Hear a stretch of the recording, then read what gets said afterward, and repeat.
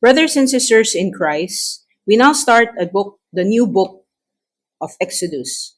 As a short intro, this book, as the second book of the Bible, tells us the story on how God delivers the Israelites out of slavery in Egypt, how the Israelites survive the wilderness, and how God establishes his commandment with the people at Mount Sinai. Exodus chapter 1, verses 1 to 5. These are the names of the sons of Israel who went to Egypt with Jacob, each with his family: Reuben, Simeon, Levi, and Judah, Issachar, Zebulun, and Benjamin, Dan and Naphtali, Gad and Asher, the descendants of Jacob, numbered 70 in all. Joseph was already in Egypt. The book of Exodus continues the story of Jacob, the grandson of Abraham. Jacob, whose name was changed by God to Israel, often wrestled with the angel at Penuel. Israel and his sons, without their, with their families, moved to Egypt at the invitation of Joseph. We remember Joseph, the favorite son of Israel, who was presumed dead but later found to be alive and is now second in command in Egypt. Joseph rose to power because through God's grace, he was able to interpret the dream of the Pharaoh and its impending disaster. He was given wisdom by God on how to address and find a solution to the coming 7 years of famine. And because of Joseph's contributions, he was appointed by the Pharaoh to be the prime minister of Egypt. Now Joseph and all his brothers and all the generation died, but the Israelites were exceedingly fruitful. They multiplied greatly, increased in numbers, and became so numerous that the land was filled with them. Then a new king, to whom Joseph meant nothing, came to power in Egypt. Look, he said to his people, the Israelites have become far too numerous for us. Come, we must deal shrewdly with them, or they will become even more numerous, and if a war breaks out, will join our enemies, fight against us, and leave the country. After 300 years, Joseph passed away, and a new king, who did not know what Joseph had done for Egypt, came to power. He saw that the Israelites as a threat. The Israelites have become too numerous. He feared that if an enemy nation had waged war against them, the Israelites might side with the enemies and fight against them.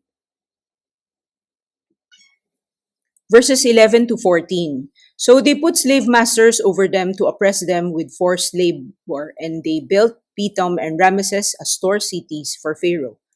But the more they were oppressed, the more they multiplied and spread. So the Egyptians came to dread the Israelites and worked them ruthlessly.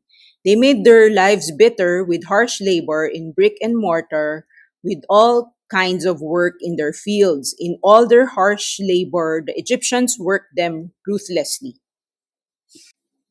Pharaoh reduced the Israelites to slavery. He put ruthless slave masters over them and forced them to hard labor.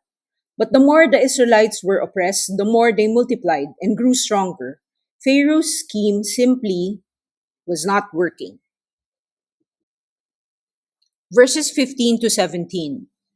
The king of Egypt said to the Hebrew midwives, whose names were Shiphrah and Puah, when you are helping the Hebrew women during childbirth on a delivery stool, and if you see that the baby is a boy, kill him. But if it is a girl, let her live. The midwives, however, feared God and did not do what the king of Egypt had told them to do. They let the boys live. Pharaoh thought of another way of stopping the growth of the Israelites' population. He ordered the midwives Shiphrah and Puah to kill baby boys and let the baby girls live. The goal here is to wipe out the Hebrew race in that generation. But the midwives feared God and did not obey the king. The midwives spared all Hebrew babies. God gave them the courage to take the stand for what they know was right. Disobeying the government in authority was proper, for God did not expect us to obey those in authority when they ask us to disobey God's word and commandment. In Acts 5, Peter and the apostles have the somewhat similar predicament. They were strictly ordered not to teach in Jesus' name, but the reply was, we must obey God rather than men. Let's proceed to verses 18 to 21. When the king of Egypt summoned the midwives and asked them, why have you done this? Why have you let the boys live? The midwives answered Pharaoh, Hebrew women are not like Egyptian women. They are vigorous and gave birth before midwives arrived. So God was kind to the midwives, and the people increased and became more numerous. And because the midwives feared God, he gave them families of their own.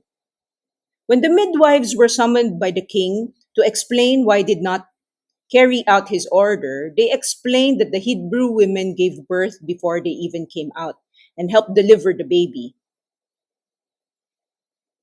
Were the midwives lying? Maybe there would be some instances the mother will give birth before they arrive, but definitely not all the time. Nevertheless, the midwives were blessed by God with families of their own. They were rewarded not for lying, but for fearing the Lord and saving innocent lives. Midwives at that time usually do not have a family of their own, but God acknowledged their courage and boldness to what is right in spite of the danger. The last verse for this chapter. When Pharaoh gave this order to all his people, every Hebrew boy that is born you must throw into the Nile, but let every girl live. Pharaoh again gave orders, this time in a larger scope, to all his people, that every Hebrew boy born must be thrown into the Nile. Only girls live. When all else fails, Pharaoh involves all his people to take action.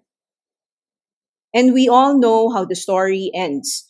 The Israelites will exodus or exit and be delivered from Egypt. They will flourish and become a great nation. God's promises to Abraham and his descendants in Genesis 15 will now come to pass. Here are some of the lessons that we would like to share. God is sovereign. He is fully in control in all circumstances and all the time. We may not see his hand, especially when we are in the middle of that problem or situation. But in the end, we see how God orchestrates everything for our own good. God's promises endure. Hundreds of years has passed and seemingly the odds are against the Israelites, but God remained faithful to his covenant. His plans cannot be simply thwarted by anyone. From the time the Israelites were given permission to live in Goshen, to the time when God has provided provision of food for the Israelites, to his promise to Abraham. He promised them generations and generations of offsprings. Clearly, all throughout the life of Abraham and the next generations, we can see the hand of God. God's promises endure and flourish despite extreme suffering and human opposition. God's plan is always perfect. From what may seem like coincidences for us, are all part of God's plan. Timing is never too late nor too early, and he sends people to help us. Sometimes it is too deep to understand nor decipher, just like in the case of Joseph. He was allowed by God to be sold as a slave, put to jail, suffer for years, and he raised him later on to be a great ruler and be a savior for the Israelites. God also placed Shipra and Pua, the two midwives, to be at the right place at the right time to save the babies. These are all not coincidences, but all part of God's perfect plan. Dear God, thank you for you are the great God whom we follow and worship. As we navigate in our daily lives, may we always keep in mind and heart that you will always be our sovereign God and that you will never leave us. Help us to continue to trust in your plans as we continue to our walk with you. Thank you for loving and teaching us, for sending godly people to help us. And above all, Thank you that you are our God, for we are assured to be loved and protected in everything that we do. This we all ask in Jesus' name. Amen. This ends our study on Exodus 1, and here are some questions that we might want to consider discussing in our fellowship tonight. Thank you very much, everyone, and have a great night. Good evening. Thank you for joining us as we begin our journey through the book of Exodus.